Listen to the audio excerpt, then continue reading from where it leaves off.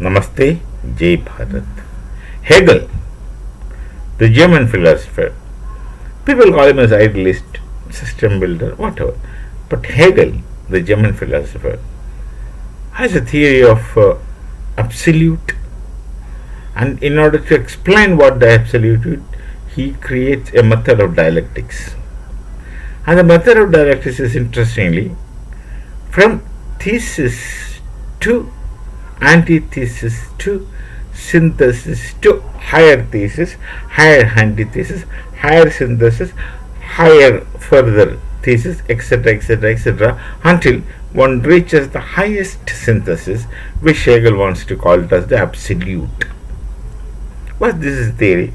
There's no point, no need to explain, no point in explaining, other than except when someone is a student who tries to understand Hegelian absolutes and dialectics. My purpose is different. In dialectics, the question comes, when there's a thesis, how the antithesis forms. Because until the antithesis forms and the antithesis interacts with the thesis, a synthesis is not possible.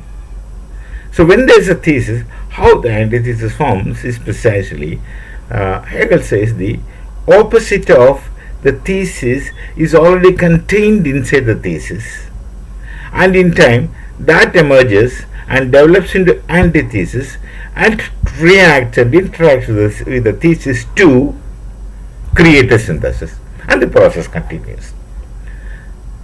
If you look at it in a different perspective, it should be ideally a process of purification to purification to further purification until you reach the highest purified form of whatever thinkable. So this dialectics, we may wonder why I speak about dialectics. Dialectics is applicable to destroyers of civilization. I just said that some time back. See, radical Islam is an important fact to reckon with for the entire world. It's not just affecting one or the other pillars, it's for the entire globe. And the world is not radical Islam majority. The radical Islam is only a minority, but then their effect is devastating. Their effect affects rather everyone, not simply the majority, rather everyone, including they themselves. This radical Islam's spread is so fast and so rapid. It could swallow the entire world within no time, but it doesn't happen.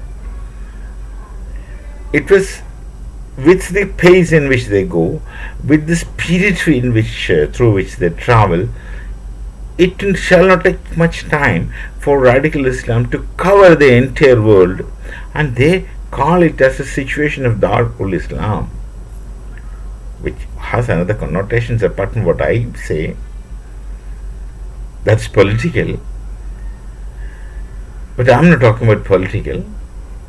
So it would have developed so rapidly, it would spread everywhere, because it is something which is a very forceful pusher forward. But it doesn't happen. Why it doesn't happen is an interesting thing. Now look at Hegelian thesis concept.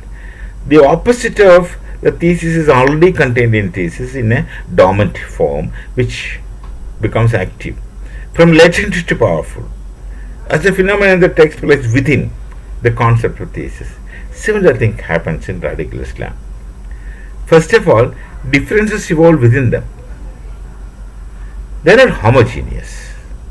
Even radical Islam is not homogeneous. They are utterly heterogeneous, and differences evolve like anything, rapid fire. The differences evolves into rapid fire, and different things start precipitating in a much faster pace and effective pace. So the real contradiction or real conflict shall be from within the thesis of radical Islam. There shall be conflict and contradiction. So they cannot make a synthetic unity. Borrowing the expression from Immanuel Kant, they cannot make a synthetic unity of perception for us. They cannot make a synthetic unity of a perception. So they cannot make a synthetic unity because the antithetical antithesis is already consent as dominant, and then they started to become powerful. From being latent to being powerful. This process takes place. That's what we see. If Iran was given a chance to dominate, they would have dominated the entire world within no time. But then they have enemies from within. Everybody has enemies from within. So the Hegelian concept of thesis is really genuine. There is enemies always within. There are opposites always within, from within.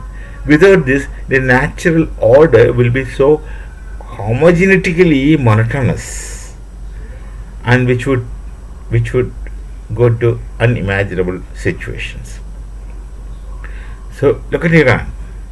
They are not free because they have enemies from within, and they have also enemies from without, within the radical Islam concept. I am talking about within the thesis concept, not from outside, not from outside anyone else.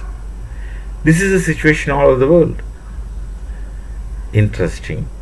Wasn't Hegel absolutely right beyond whatever his perception used to be in the past? His theory becomes applicable to areas which Hegel never imagined, or Hegel could have never imagined. Of course, he was a person who said to when the principle of